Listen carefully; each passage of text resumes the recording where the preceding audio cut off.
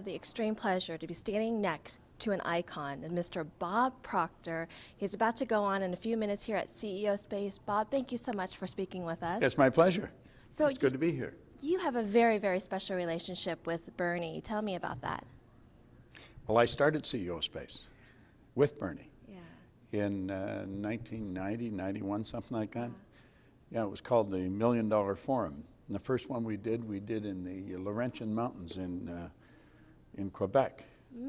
Yeah, and that's where it all started. And then we did, I don't know, 6 or 8 of them, I guess, in various different places. And then we split up and went our own ways. We were doing our own thing, and Bernie just kept us going. He's done a great job.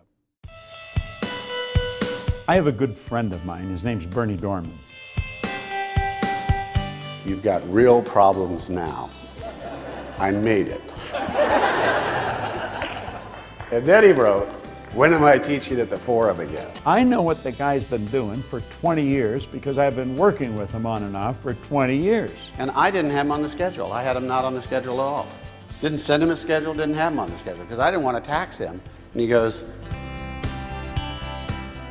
I'm teaching at the Forum, aren't I? Now you keep coming back, and we know you're so busy, and you still come back to CEO Space as faculty. You come and speak. Why is that? Well, I think this is it's such a great forum to expose people to all kinds of different information that's entrepreneurial in nature from a psychological perspective, but it also helps them make connections. I see there's 3 words involved here. There's consciousness, you raise your consciousness, there's creativity, and there's connections. And you put those 3 things together and you've got something pretty powerful, and that's really what CEO Space is. And so I come back because I've been doing this for 40 years. 50 years ago I started studying this year, and I'm anxious for people to understand this. I think the vast majority of people are wandering around in a bit of a daze. Yeah. They're sleeping and they don't even know it. Like 3% of our population are earning I think 97% of all the money that's being earned. Now there's something wrong there, and it's not because people are stupid, because there's a lot of smart people. They're having trouble finding work. They could create work. They're creative beings. They're having trouble getting by financially. They could earn millions of dollars. And so it's a lack of awareness that is the cause of the problem. Ignorance is the only problem in the world.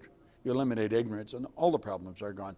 So it's a lack of awareness of exactly what to do. How do I break out? And that's what I see CEO Space doing for people. It is probably one of the most service-oriented organizations for businesses that exists on the planet, and it's the kind of service that we need. People are hurting today. They're believing what we hear from the media, from the radio, from the television. Ladies and gentlemen, Bob Proctor is in the building. He's got some of the top people in the world in the personal growth industry that come and work here for nada. Don't get a cent. And some of these people are paid $40, $50, up to $100,000 a day. They come here on their own nickel. Why? It's because of the work he's doing. It's because we feel what he's doing is important. Now, Bob, let's face it, you don't need to be traveling, you don't need to be speaking, you don't need to be working anymore. And I see the passion, I see the love in your eyes, and just standing here. But what keeps you going? I do have to. You see, I think when you are locked into a mission, you have to follow it. I'm reading Churchill right now. There's a great book, Churchill, 1945 to 1955, and it's really pretty fascinating. In fact, I'll probably quote part of it in here. And he was going to America to make a speech for President Truman in 1945.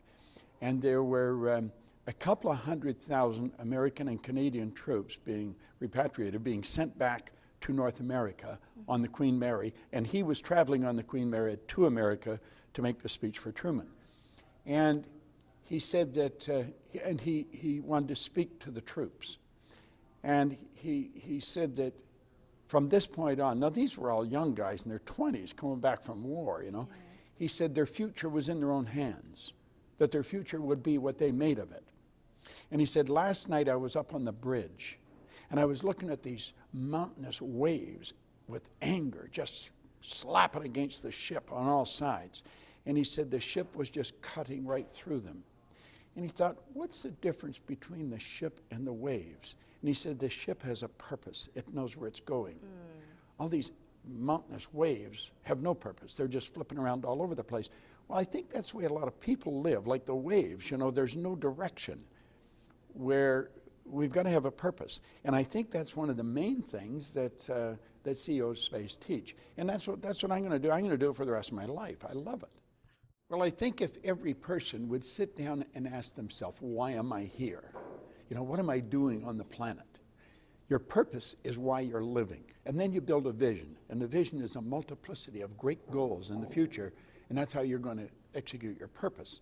And then set a goal. Take a bite out of that vision, the first step you want to take.